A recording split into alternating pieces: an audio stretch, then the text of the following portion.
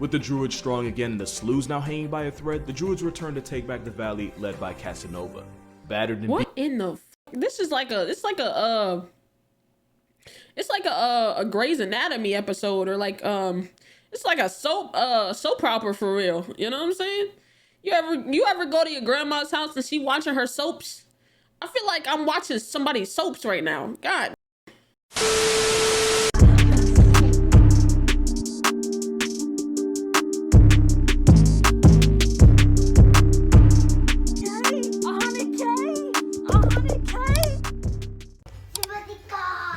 Y'all ready, chat? This is Casual Geographics, The Wolf Who Would Be King. Let's watch some videos, man. It's simple. So we've talked about animals that have beef, but these animals have a whole three-way situation going on.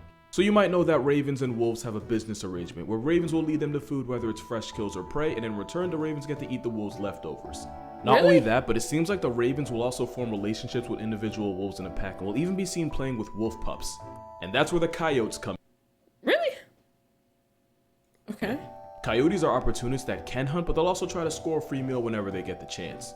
Wolves hate coyotes because they'll steal their kills and will even delete any unprotected wolf pups. Coyotes hate wolves because wolves are everything they are but better in every way, and wolves will often murk them on sight. In rare cases, packs of coyotes will attempt to harass and bully lone, injured, or old wolves. Ravens don't mess with coyotes because they're competition. So here's what happens. Coyotes will often attempt to finesse some of the wolves' kill when they're not looking, which can result in ravens basically calling for a hit on them by making these loud alarm calls. These alarm calls get the attention of the wolves, who will then attempt to chase the coyote off. What kind of team matchup is this? What the hell? These niggas is teaming?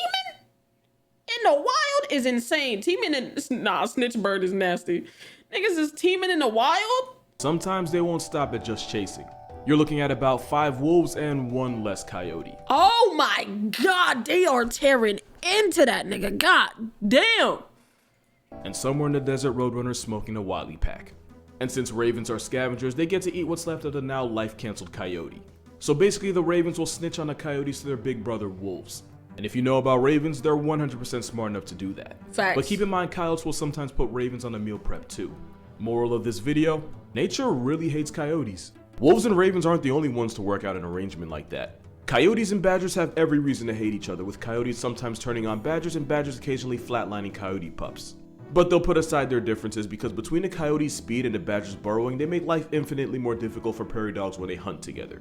Tarantulas will adopt humming frogs to protect their eggs from insects, and in return the tarantula protects the frog from the rest of the world. What? This is actually a thing? What the fuck? Badgers burrowing, they make life infinitely more difficult for prairie dogs when they hunt together. Tarantulas be adopting frogs. That is crazy. Adopt humming frogs to protect their eggs from insects, and in return the tarantula protects the frog from the rest of the world. Even ants have allies. You see, ants and acacia trees have a business arrangement where the ants live inside the thorns of the acacia. The ants pay rent by attacking anything that attempts to eat from the acacia, and that can include other insects like crickets all the way to herbivores like giraffes and even elephants. And this partnership starts when the acacia produces a smell that attracts a queen ant, the same way the smell of pie causes a cartoon character to defy gravity. And these ants aren't pushovers. If an animal like a giraffe threatens their home, then they'll swarm out en masse sting to the point where they can fend off animals millions of times their size. Jesus. Like I said, ants are about that action, and if they were the same size as humans, they would end the entire world in one weekend. The ants' underground kingdom lets you see exactly what a motivated ant colony is capable of.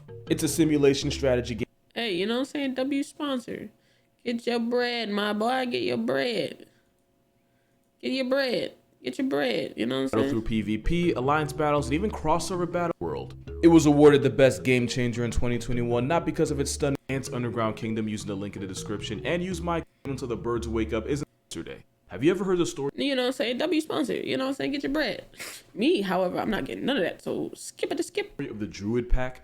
If not, pause this video, get you some food, get comfortable, because this is a whole movie. The Druids were a famous wolf pack that pretty much dominated over in Yellowstone. At one point, the pack was 37 wolves strong, and yeah, that's a lot of wolves. God damn. At the time, it was one of the largest wolf packs ever recorded. The Druid pack were the rulers of Lamar Valley in Yellowstone, which was one of the most valuable hunting grounds in the entire area. Thanks to the thousands of elk that would pass through Lamar each year, and as a top pack, the Druids got full control of all that real estate. There was also a coyote couple that would scavenge the wolves' leftovers, and the wolves for the most part would tolerate them as long as they weren't too pressed for food. Remember them, they're going to be important later. So for years the Druid pack would live comfortably off the elk they'd catch as the dominant predators in Lamar Valley. But in life and especially in the wild, one thing is definitely true. Nothing worth having is easy to keep.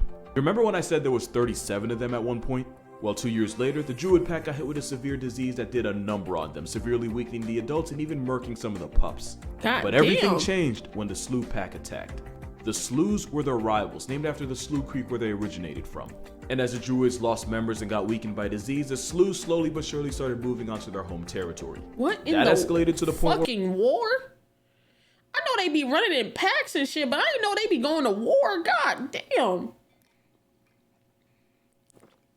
Ill disease. Krabby Patty, I'm gonna need you to spell check that. That is a crazy spelling. Where one of the adult female druids got jumped and turned into a chalk outline by some sloughs.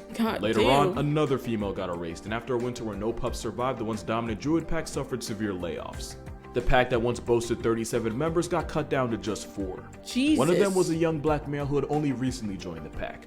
He was a lover who made moves on all the females in the pack while also being submissive to all the males. Since he was clearly more of a lover than a fighter, researchers nicknamed him Casanova. Don't forget him, he's going to be important later.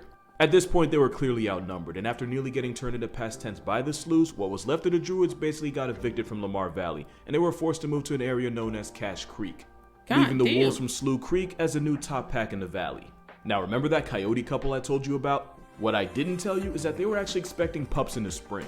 And with groceries low with pups on the way, that's probably why the father ended up doing what he did next. Viewer discretion warning, this might hurt your feelings. Now remember how I also said the Druids would somewhat tolerate the coyote scavenging? Yeah, the Sloughs were not about to let that slide. When the father coyote tried picking off their food as usual, the new landlords wasted no time and jumped him. The Slough pack chased him down and proceeded to maul him into a hashtag.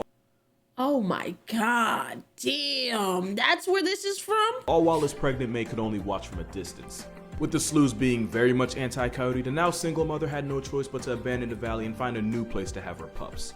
Cause having them in the valley with the Sloughs in charge would just be abortion with extra steps. But don't worry, this isn't the last we're gonna see her. But yeah, with no druids or coyotes, the Sloughs are now fully in charge of Lamar Valley. But like I said, nothing worth having is easy to keep. An unknown disease believed to be either parvo or distemper rocked the Slough Creek pack and rocked them hard. Damn. Like, to the point where out of like 15 God damn, everybody getting packed up by diseases for real. Fuck. pups, I think only like 3 lived. And it wouldn't help when the Sloughs would soon get a taste of their own medicine when they were attacked by another pack. Not only did this mysterious pack delete some of the Sloughs, they actively kept them from feeding their pups by blocking them from the den. As a result of that and the virus, none of the Slough pups made it. And with the Sloughs numbers dropping the way I wish gas prices would, they had no choice but to retreat back to their original territory. And with no wolves in the valley, guess who stepped up? For a short while, coyotes actually became the dominant predators in the valley with no wolves to check them. Speaking of coyotes, you remember that pregnant mother coyote who watched her partner die in front of her before getting run out the valley herself? Well, that story actually has a happy ending. She actually ended up successfully raising all 3 of her pups after she was evicted from the valley. And she did it as a single mother. But whatever happened to the Druid pack? Well, remember Casanova, the flirt of the group? While in exile, Casanova actually helped rebuild the pack with some of the daughters. Like I said, bro was a lover. And since they were forced out the valley, that means they didn't get hit with the same disease that rocked the Sloughs. With the Druids strong again and the Sloughs now hanging by a thread, the Druids returned to take back the valley, led by Casanova. Battered and what in the fuck? This is like a, it's like a Grey's Anatomy episode, or like it's like a soap opera for real. You know what I'm saying? You ever go to your grandma's house and she watching her soaps? I feel like I'm watching somebody's soaps right now. God damn. Hey, psst. I'm not one to gossip, but I heard you wasn't following me on Twitter and Instagram, and you wasn't updated when I wasn't able to post on YouTube, and you thought I was gone. So follow me on Twitter and Instagram. It's that simple. Enjoy the rest of the vid. Beating the Sloughs didn't even put up a fight, they just left. Allowing it to all come full circle as the Druid pack reclaimed the valley they had lost, with the help of newcomer Casanova. So long story short, Lion King with wolves. Long live the Druid. I went to a wolf farm this weekend, so naturally here's some facts about wolves. They're born with blue eyes that become some shade of yellow after a couple months. Wolves are born blind and deaf and are Helen Keller to the world around them for the first 2 weeks. There is no such thing as an alpha wolf, since a wolf pack is really just 2 mating wolves and a couple generations of their children. And despite what we used to think, the older siblings will actually look after and defend the babies of the pack. Here you got a father wolf and a couple of his oldest children distracting a black bear and leading it away from a den to protect the pups inside. Since more pups means more mouths to feed, the parents will actively knock block their own children to keep their babies from making more babies. Wolves will howl to mark their territory, but they can also change the pitch of their howl to make it sound like there's more of them than there really are. This way, 2 or 3 wolves can really sound like 10, which can scare off a predator or another pack. This is Thor. I like Thor. When resources are high, wolf packs will sometimes temporarily join together. In 2011, a super pack of 400 wolves ran through Russia, and allegedly 400? Nah, 400 is insane. I'm sorry, but who the fuck and what the fuck? 400? 400. 400. allegedly murked 30 horses in only 4 days. There's never been a case of a healthy wolf murking a human in North America. Like, ever. You're more likely to get crossed off the census by a squirrel. Also, I went to Howling Wolves Farm in New Jersey. No sponsor, I just love them that much. Oh yeah, Coy Wolves are a thing. They're taking over, and that could be a problem. Now, normally coyotes and wolves hate each other with every kind of prejudice. But with the wolf population nearly getting put in the gulag by a certain hairless primate, some wolves decided that a coyote was their last option. To be fair, weirder things have happened. Just ask the Grolar Bears. This wolf-coyote collab resulted in a candid with both parents' DNA, which is why we now have Coy Wolves. And most Coy Wolves have some dog in them, and that I can't even explain.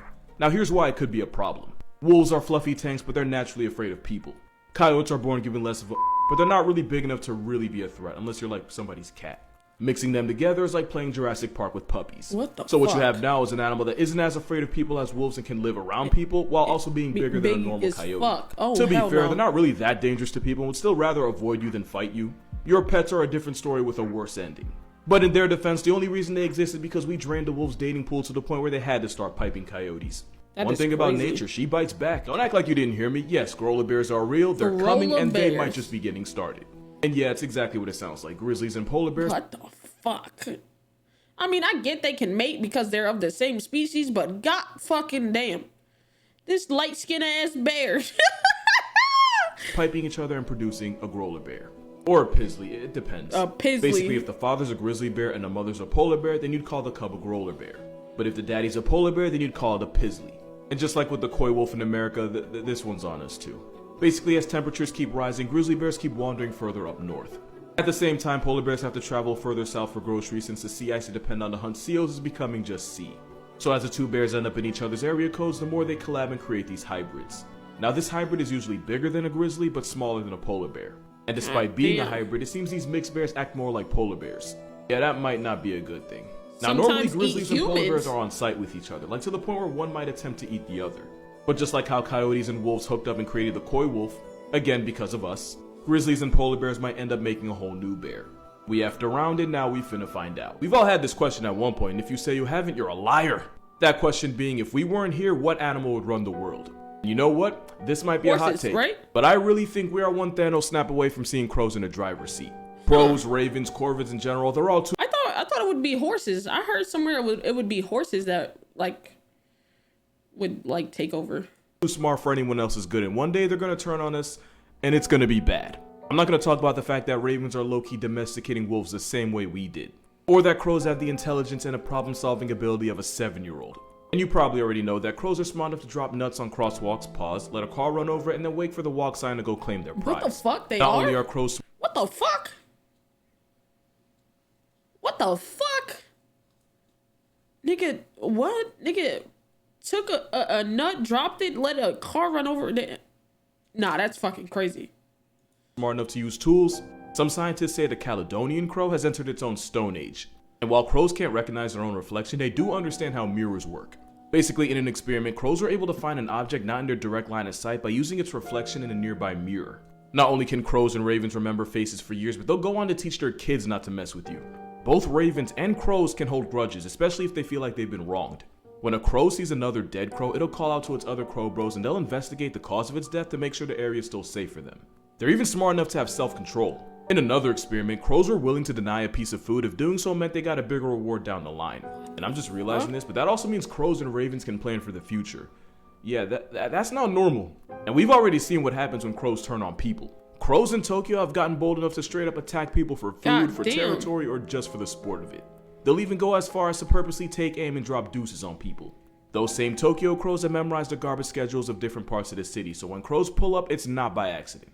There's a reason why Rick chose crows. One day we're gonna get real life Hitchcocked and it's not gonna be good. I just realized something kind of interesting. God damn. We all know parrots can talk. It's not exactly groundbreaking. Okay. But way less people know that ravens can do the exact same thing and probably do it better. Huh? Like other corvids, ravens can mimic a bunch of sounds, including human speech, and are more likely to do it when they're in constant close contact with people. Huh? You don't even need to listen to me talk, just listen to the raven. So ravens are excellent at mimicking sounds they hear. Mischief, can you say hello? Hello. Good. What the f- Wait a damn minute. Wait. That sounded like a grown ass man. Oh, wow. Okay. Okay. Mimicking sounds they hear. Mischief, can you say hello? Hello. Good. He does all sorts of voices. Can you say hi? Hi. Good job. What's up? What's up with you? What's up? Not much. What's up? Who's your good bird? What's up? All right.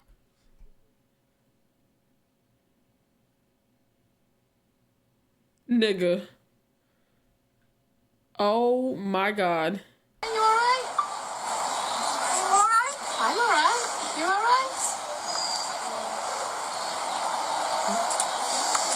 You all right? Is this nigga saying, are you alright? Oh my god. I wonder how many people got put We're in a fucking simulation, chat. in mental hospitals because nobody would believe the voices in their heads were actually a bird. Matter of fact, at one point that would probably get you a lobotomy. Bro, what the fuck? Holy.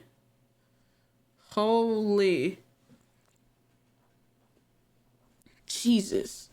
Nah, WVid though, you know what I'm saying? Shout out Casual G. I did not know that. I now know that, and scared to know that, you know what I'm saying? Nah, WVid though. God damn. Jeez Louise, man.